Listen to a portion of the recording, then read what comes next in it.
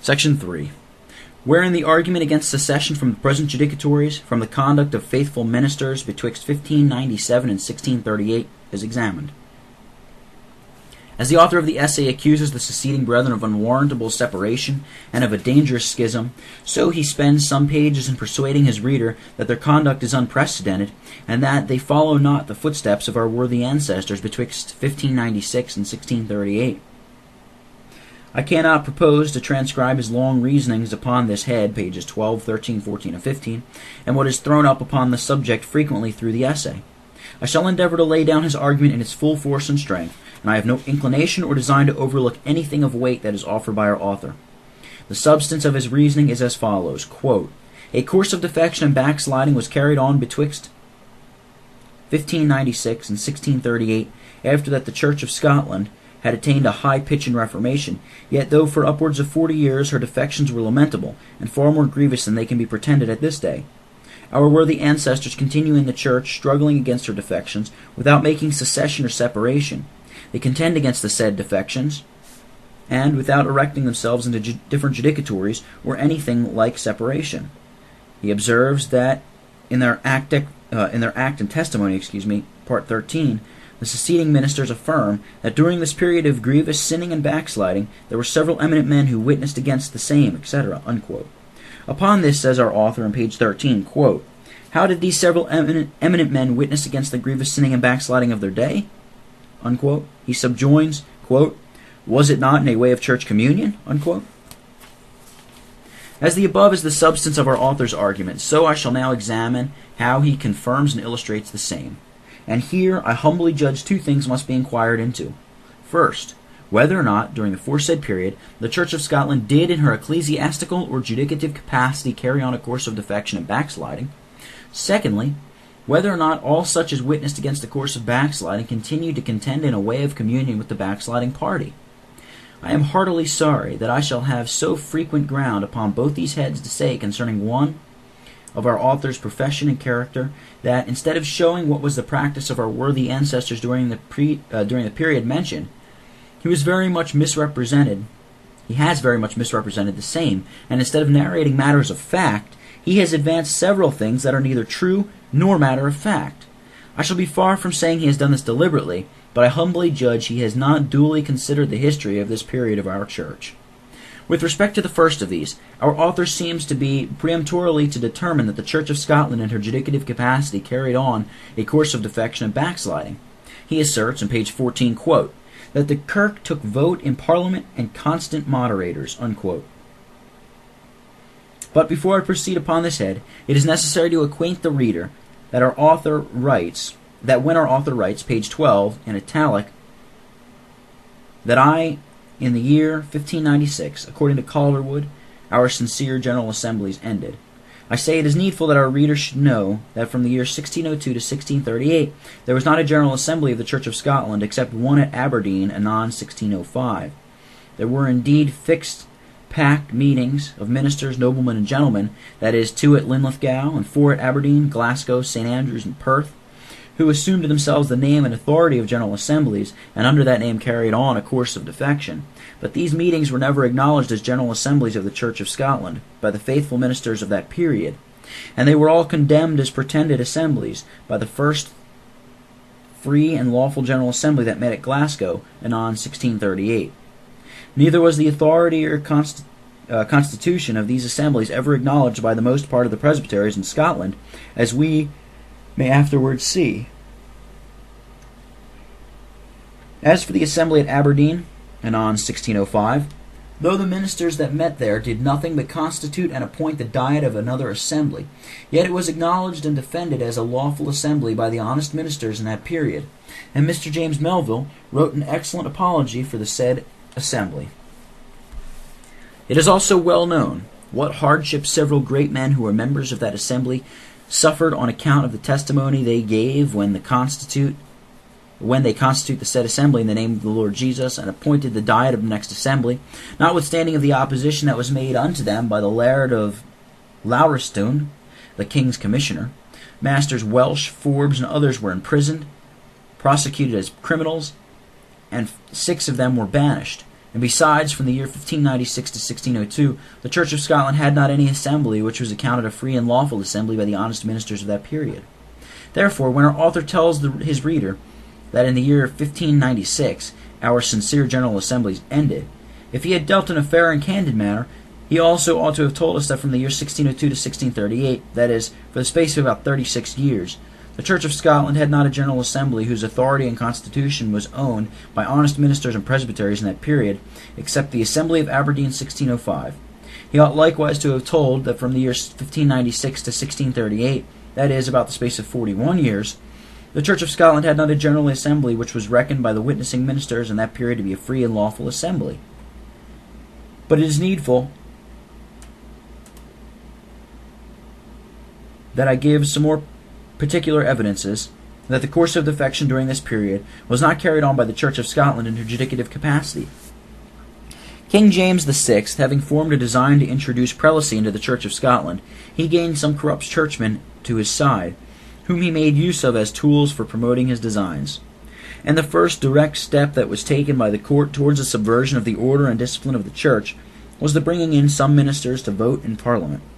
And in order to this, a commission of the General Assembly in 1597, consisting only of 14 ministers, whereof 7 were a quorum, gave in a petition to the Parliament in name of the Kirk for ministers to vote in Parliament. This was done without any authority, commission, or introduction from the General Assembly. And when the General Assembly met thereafter at Dundee, Calderwood tells us that, quote, the number that carried for ministers voting in Parliament were not such as labored in the word, but others wanting commission, and that, notwithstanding of their help and the king's authority bewraying himself a plain party, they exceeded the sincere sort by only 10 votes. Unquote. At the downsitting of this assembly, Mr. Andrew Melville and Mr. John Johnston, professors in St. Andrews, though members of the assembly, were charged to depart out of the town under pain of horning. When this assembly was overawed, when members that had right to vote were debarred from it, when such as had no commission from the presbyteries voted, worthy Mr. Davidson had just ground to protest as he did against the foresaid assembly, as not having the freedom due to a free General Assembly, after which protestation he left the assembly, and many ministers following subscribed the same. From all which it is evident that the affair of ministers voting in Parliament had not the authority of a free and lawful General Assembly of the Church of Scotland, and consequently was not the deed of the Church of Scotland in her judicative capacity. As for the assembly,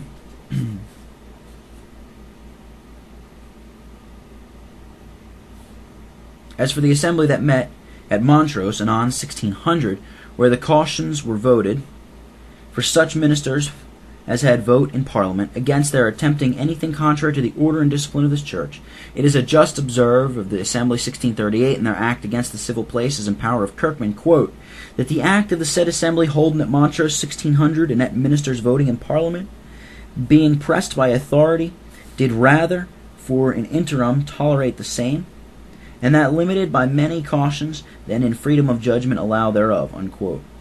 And besides, it is obvious from the account that Calderwood gives of the said assembly at Montrose that it was neither a free nor lawful assembly of the Church of Scotland. The next step taken by the court towards the introducing of prelacy was the setting up of constant moderators in synods and presbyteries. But before this step is taken, 8 eminent ministers who had considerable weight in the judicatories were taken up by the king's authority to London. That great man, Mr. John Welsh, with 5 others, are banished. Several faithful ministers are imprisoned and confined upon one pretext or another.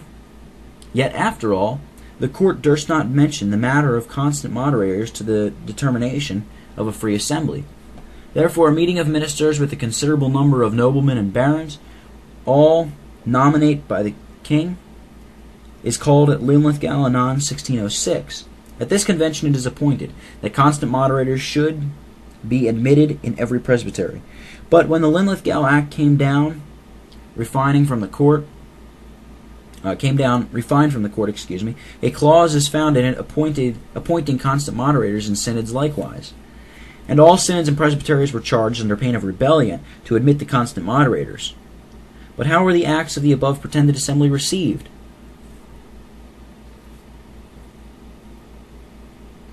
Calderwood says, quote, "Some obeyed willingly, others yielded for fear, some refused simpliciter, some took instruments that, if the person appointed should enter unto that office, it was violent dealing and without their consents." Unquote.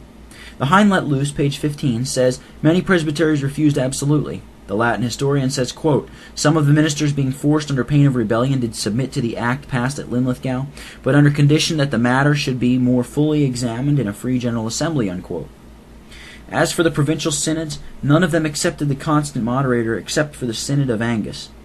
Calderwood gives some particular instances of the faithful behavior of synods in opposition to all the violent threats of the court, and amongst others of the Synod of Perth.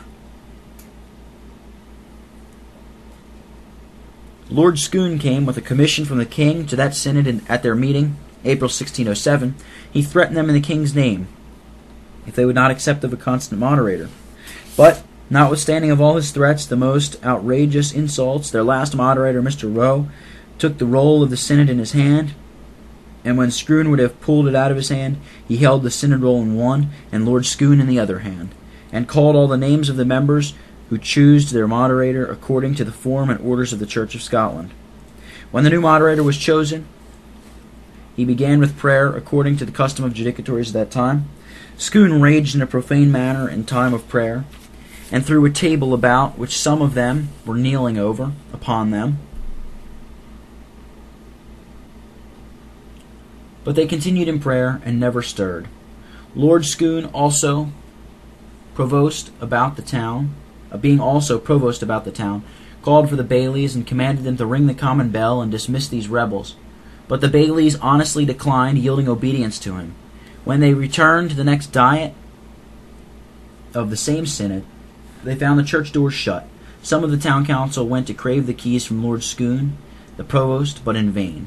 The bailies offered to make patent doors, but this the ministers refused, and they chose rather to meet at the fourth church door, in the midst of a great concourse of people, who accompanied them with tears, and brought tables and seats for them. And after the synod was constitute, they inquired what presbyteries in their bounds had accepted of the constant moderators appointed by the meeting at Linlithgow, and none were found but the presbytery of Perth, who reported to the synod that he had entered the chair by violence, as their protestation taken in presbytery did bear, and in the meantime declared themselves willing to submit to censure. The synod made an act that every presbytery, at their first meeting after the synod, should choose their own moderator according to the common order. I have only given a short hint of what is more fully recorded by Calderwood, that the reader may see that the judicatories of the Church of Scotland were at this time contending with great faithfulness and zeal for their just rights and privileges in opposition to the greatest violence. And from what I have observed, the reader may likewise see that constant moderators were forced upon synods and presbyteries, and that the Church of Scotland in her judicative capacity was so far from giving consent unto them, that she wrestled with great zeal against this imposition. Hence all matters were then